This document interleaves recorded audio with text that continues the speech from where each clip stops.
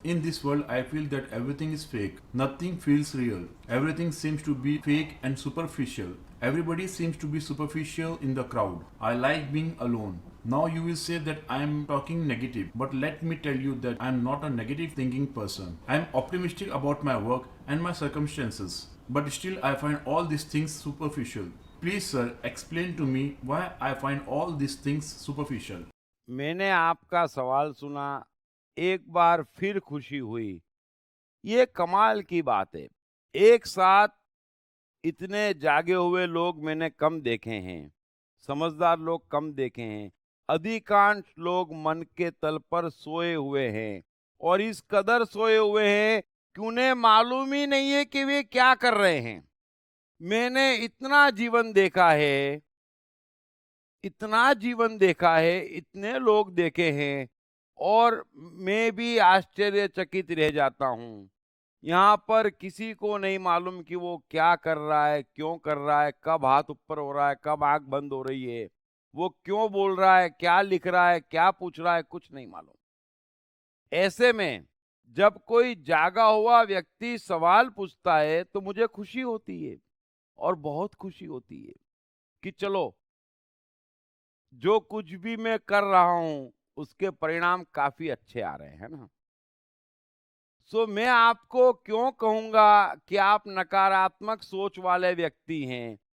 आपका एक एक शब्द सत्य है, आप जागे हुए हैं, इंटेलिजेंट व्यक्ति हैं। ये बात तो बिल्कुल बराबर है कि दुनिया बाहर की नकली है लेकिन समझ में नहीं आता।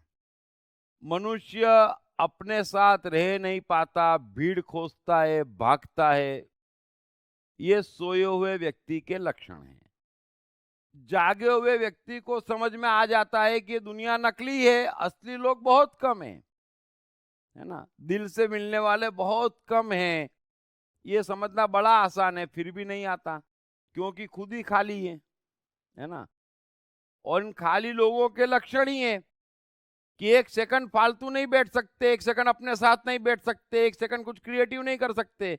फुर्सत मिली नहीं कि बेकार के काम में लगे नहीं, बेकार के लोगों को खोजा नहीं और बेकार का वक्त गुजारा नहीं। सो आप इंट्रोवर्ट हैं, इंट्रोवर्सी की तरफ बढ़ रहे हैं। आप अपने जीवन में रस लेते हैं, जीवन की जवाबदारियां निभाते हैं और क्या चाहिए। सो आपका जीवन बहुत अच्छा रहेगा, इसमें कुछ भी नकारात्मक नहीं है। सो आप बढ़ते चले जाइए, अच्छे लोग मिलेंगे क्योंकि ऐसे लोगों को हमेशा अच्छे लोग मिलते ही हैं, उनका जीवन बनता ही है। जो नकली लोगों से सावधान रहते हैं, उनसे दूर रहते हैं, मजा नहीं आता। मैं भी आश्चर्यचकित होता हूं, आदमी बैठता है तो दिल से क्यों नहीं बैठता है, वो नहीं बैठ पाता है। और ऐसे लोगों के बीच में भी आदमी बैठता है, जीवन गुजारता है ना।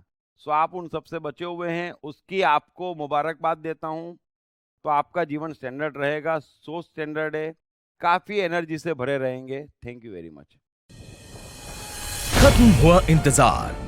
बेस्ट सेलिंग लेखक दीप त्रिवेदी की बेस्ट सेलिंग किताब मैं कृष्ण हूं के भाग 1, भाग 2 और भाग 3 के बाद अब तैयार हो जाइए द्वारकाधीश कृष्ण के आगे के जीवन की पूरी कहानी जानने के लिए।